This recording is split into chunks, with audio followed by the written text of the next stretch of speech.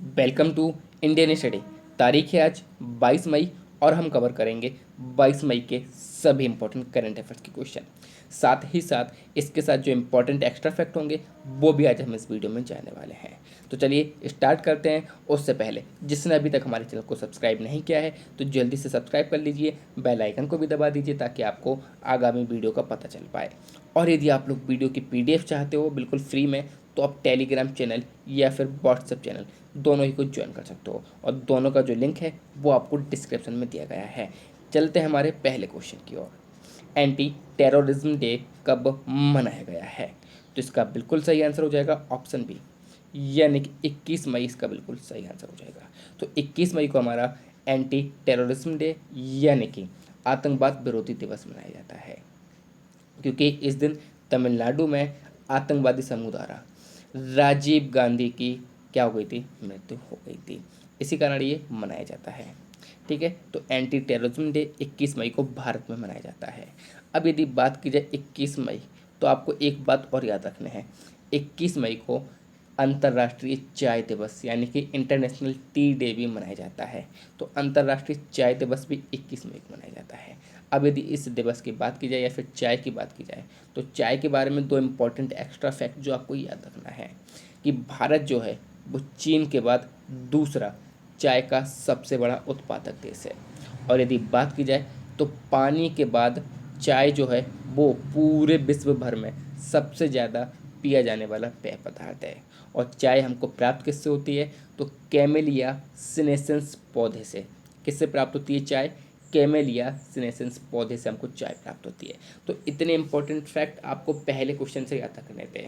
अब देखिए ये दिवस है हमारा, तो जब भी कोई दिवस आता है तो हम क्या करते हैं? सभी मंथ के दिवस को रिवाइज करते हैं। तो आप लोगों का ये काम है कि आप लोगों को कमेंट में सभी दिवस बताना है। चलिए चलते हैं नेक्स्ट क्वेश्चन की ओर। विश्व बैंक समूह की नई मुख्य अर्थशास्त्री कौन बनी है? तो इसका बिल्कुल सही आंसर हो जाएगा ऑप्शन सी, यानी कि कारमेन रेनहार्ट इसका बिल्कुल सही आंसर हो जाएगा। तो वर्ल्ड बैंक ग्रुप ने अपना नया उपाध्यक्ष और मुख्य अर्थशास्त्री किसे बना दिया है? कारमेन रेनहार्ट को बना दिया है। यदि बात की जाए कारमेन रेनहार्ट की, तो ये रही कारमेन रेनहार्ट। ठीक है, अब यदि और बात की जाए तो ये अभी IMF यानी कि इंटरनेशनल मॉनेटाइजरी फंड में वरिष्ठ नीति सलाहकार के पद पर कार्यरत हैं। ठीक है, अब यदि इनकी बात की जाए तो ये काफ़ी इम्पॉर्टेंट हो जाती हैं, क्योंकि ये काफ़ी फेमस अर्थशास्त्री हैं। इनको इकोनॉमिक्स में किंग जुआन कार्लो पुरस्कार मिल चुका है, NVF का एडम स्मिथ अवार्ड भी मिल चुका है और कई सारे अवार्ड मिल चुके हैं। कई सारी लिस्ट में ये टॉप पर बनी हुई है इकोनॉमिक्स में। तो काफ़ी जानी मानी इकोनॉमिस्ट हैं ये। कौन? हमारी कारमेन रेनहार्ट। फिलहाल बात करेंगे वर्ल्ड बैंक, जिसकी स्थापना हुई थी 1945 में। वाशिंगटन DC में मुख्यालय है। डेविड मलपासा राष्ट्रपति हैं और MD कौन है? अंशुला कांत हैं। नेक्स्ट क्वेश्चन की ओर चलते हैं। किस राज्य में दीदी वाहन सेवा शुरू की गई है? तो इसका बिल्कुल सही आंसर हो जाएगा ऑप्शन बी, यानी कि मध्य प्रदेश इसका बिल्कुल सही आंसर हो जाएगा। तो देखिए MP का एक आदिवासी बाहुल्य क्षेत्र है जिसका नाम है झाबुआ जिला। ठीक है, उस जिले में ग्रामीण आजीविका मिशन, कौन सा मिशन? ग्रामीण आजीविका मिशन के तहत ग्रामीण महिलाओं की सुरक्षित प्रसव के लिए क्या किया गया है? इस वाहन सेवा को शुरू किया गया है। ठीक है, अब यदि बात की जाए मध्य प्रदेश की, तो मध्य प्रदेश ये रहा नक्शे में। राजधानी भोपाल है। शिवराज सिंह चौहान इसके मुख्यमंत्री हैं। राज्यपाल लालजी टंडन है। अजय कुमार मित्तल यहाँ के मुख्य न्यायाधीश हो जाएंगे। जबकि राज्यसभा की सीट 3 है, लोकसभा की सीट यहाँ 29 हो जाएंगी।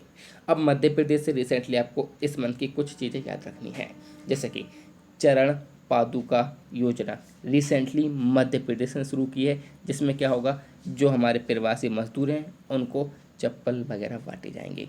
दूसरी बात, FIR आपके द्वार योजना, ये भी मध्य प्रदेश ने शुरू की है।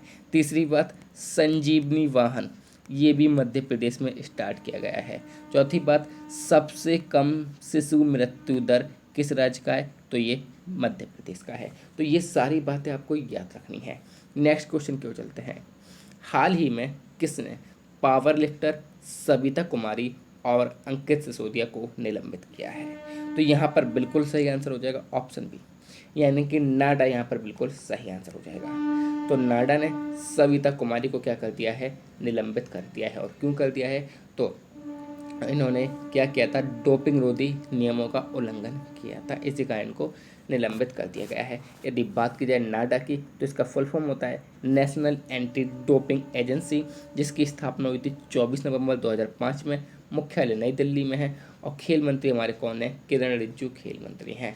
अब यदि नाडा से क्वेश्चन पूछा जाएगा तो इंपॉर्टेंट क्वेश्चन यहाँ पर यही निकल के आता है कि नाडा के ब्रांड एम्बेसडर कौन है। तो सुनील शेट्टी नाडा के ब्रांड एम्बेसडर हैं। नेक्स्ट क्वेश्चन, मी अन्नपूर्णा पहल किस राज्य में शुरू हुई है। तो यहाँ पर बिल्कुल सही आंसर होना चाहिए ऑप्शन ए, यानी कि महाराष्ट्र इसका बिल्कुल सही आंसर हो जाएगा। तो महाराष्ट्र में इंटीग्रेटेड रिस्क इंश्योरेंस द्वारा ये योजना शुरू की गई है। अब इस योजना की बात की जाए तो इसमें क्या होगा, एक एकीकृत जोखिम बीमा होगा, जिसके हिसाब से किसान और कृषि समुदायों का कल्याण किया जाएगा इस पहल के तहत। यानी कि देखा जाए तो ये टोटल जो बीमा है वो किसान और कृषि समुदायों के लिए है। और ये 3 फैक्टर पर बेस है, एक्सपर्टाइज, इंगेजमेंट एंड एंटाइटलमेंट। ये 3 फैक्टर पर क्या है, ये पहल बेस है। यदि बात की जाए महाराष्ट्र की, तो ये रहा महाराष्ट्र भारत के नक्शे में। राजधानी मुंबई है, उद्धव ठाकरे मुख्यमंत्री हैं, राज्यपाल भगत सिंह कोश्यारी हैं, बीपी धर्माधिकारी मुख्य न्यायाधीश हैं, राज्यसभा की सीट 19 है, लोकसभा की सीट 48 है। चलते हैं नेक्स्ट क्वेश्चन की ओर। इंडियन स्टील एसोसिएशन के नए अध्यक्ष किसे बनाया गया है। तो इसका बिल्कुल सही आंसर हो जाएगा ऑप्शन बी, यानी कि दिलीप उम्मेन इसका बिल्कुल सही आंसर हो जाएगा। तो दिलीप उम्मेन को इंडियन स्टील एसोसिएशन का क्या बनाया गया है, अध्यक्ष बनाया गया है। तो यह है दिलीप उम्मेन, जिनको प्रेसिडेंट बनाया गया है इंडियन स्टील एसोसिएशन का। रिसेंटली ये कहाँ वर्क करते थे, तो रिसेंटली ये आर्सिलर मित्तल निप्पॉन के सीईओ हैं। ठीक है, तो ये अब किसके अध्यक्ष बनाए गए हैं, इंडियन स्टील एसोसिएशन के। यदि बात की जाए इंडियन स्टील एसोसिएशन की, तो इसका हेडक्वार्टर न्यू दिल्ली में है और इसके सेक्रेटरी जनरल कौन है, डॉक्टर भास्कर चटर्जी इसके सेक्रेटरी जनरल हैं।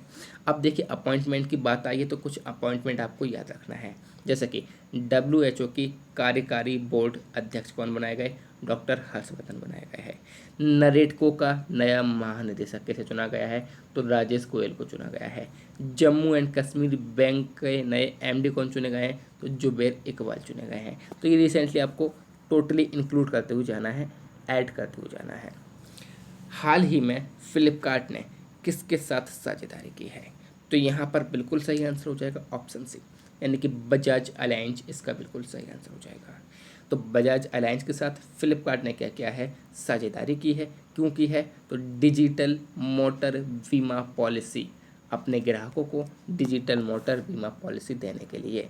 फिलहाल बात करें बजाज एलियांज जनरल इंश्योरेंस की, तो इसकी स्थापना हुई थी 2001 में। मुख्यालय इसका पुणे भारत में है और CEO कौन है इसके, तपन सिंघल हैं। और बात की जाए फ्लिपकार्ट की, तो आप तो जानते ही ऑनलाइन साइट है जहाँ पर हम शॉपिंग कर सकते हैं, जिसकी स्थापना 2007 में हुई थी। बेंगलुरु कर्नाटक में मुख्यालय है। कल्याण कृष्णमूर्ति इसके CEO हैं।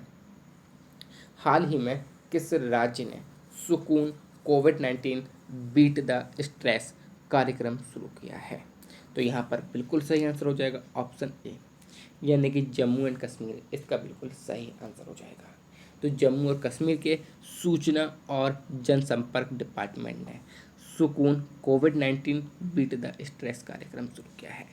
अब ये कार्यक्रम है क्या, तो देखिए लॉकडाउन से जो मनोवैज्ञानिक प्रभाव पड़ेगा उसको दूर करने के लिए कार्यक्रम शुरू किया गया है। और इस कार्यक्रम में किया जाएगा, तो इसमें दूरदर्शन कश्मीर चैनल पर एवरी ट्यूसडे सुबह 9 बजे कार्यक्रम दिखाया जाएगा, ताकि जो मनोवैज्ञानिक प्रभाव है उसको हम किस प्रकार से दूर कर पाएँ। तो ये किस किस स्टेट में शुरू किया गया है, जम्मू एंड कश्मीर में। अच्छा, जम्मू और कश्मीर की बात की जाए तो इसकी राजधानी 2 होती हैं, ग्रीष्म ऋतु में श्रीनगर होती है, शीत ऋतु में जम्मू होती है। उपराज्यपाल गिरीश चंद्र मुर्मू है, जो कि काफ़ी इंपॉर्टेंट है आप लोग के लिए। मुख्य न्यायाधीश गीता मित्तल, राज्यसभा की 4 सीट है, लोकसभा की 5 सीट हैं।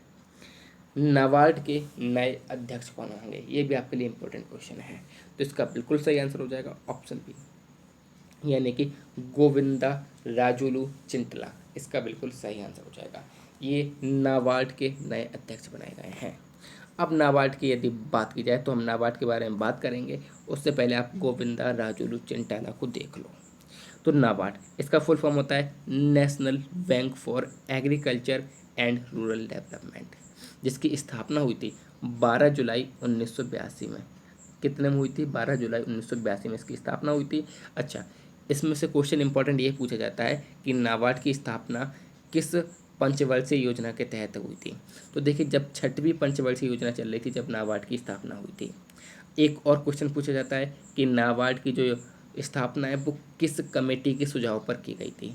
तो शिवरमन कमेटी के सुझाव पर की गई थी नाबार्ड की स्थापना। ठीक है। अब नाबार्ड है क्या? जिस प्रकार से आरबीआई क्या करता है, हमारा सभी बैंकों को कंट्रोल करता है, उसी प्रकार से नाबार्ड सभी ग्रामीण बैंकों को कंट्रोल करता है। तो ये एक तरीके से देखा जाए तो गाँव का आरबीआई क्या है? नाबार्ड है। ओके, चलिए बात करेंगे नाबार्ड की। तो हम बात कर चुके हैं पहले ही कि इसके मुख्यालय मुंबई में है, स्थापना 1982 में हुई थी। चेयरमैन कौन है? गोविंदा राजुलू चिंटोरा। हाल ही में कालापानी लिपुलेख लिप्यांतुरा के क्षेत्र को किस देश ने अपने मानचित्र में शामिल किया है? रिसेंटली आपको पता होगा, बी यानी कि नेपाल। तो नेपाल क्या कर रहा है? अपने मानचित्र में क्या कर रहा है? लिपुलेख लिम्पियाधुरा और कालापानी को शामिल कर रहा है। अब ऐसा क्यों कर रहा है नेपाल? तो रिसेंटली क्या हुआ है, जम्मू एंड कश्मीर में, क्या कहते हैं हमारे, सॉरी, उत्तराखंड, यानी कि धारचूला से लेके लिपुलेख तक एक नई सड़क डली है, जो कि मानसरोवर तीर्थ यात्रियों के लिए यात्रा का समय कम करेगी, और जिसका उद्घाटन किसने करा था? रक्षा मंत्री ने करा था। तो इसी के चलते कुछ ऐसी बात हो चुकी है दोनों देशों में कि यहाँ पर नेपाल ने अपना नया नक्शा जारी किया है, और उसमें भारतीय क्षेत्रों को क्या दिखा दिया है? अपने नक्शे में दिखा दिया है। फिलहाल बात करेंगे नेपाल की, जिसकी राजधानी काठमांडू है। विद्या देवी भंडारी राष्ट्रपति हैं। केपी शर्मा ओली यहाँ के प्रधानमंत्री हैं। नेपाली रुपया यहाँ का मुद्रा है। आज का प्रश्न आप लोग के लिए ये रहा, अलेक्जेंडर डेलरिम्पिन अवार्ड 2019 किसने जीता है? तो इसका सही आंसर आपको कमेंट बॉक्स में देना है। ये कल, हाँ ठीक है, तो इसका सही आंसर आपको कमेंट बॉक्स में देना है। और यदि आपको वीडियो पसंद आया तो प्लीज़ ज़्यादा से ज़्यादा लाइक करिए, शेयर करिए, सब्सक्राइब करिए इंडियन स्टडी के हिंदी यूट्यूब चैनल को। Thank you all of you. जय हिंद, जय भारत।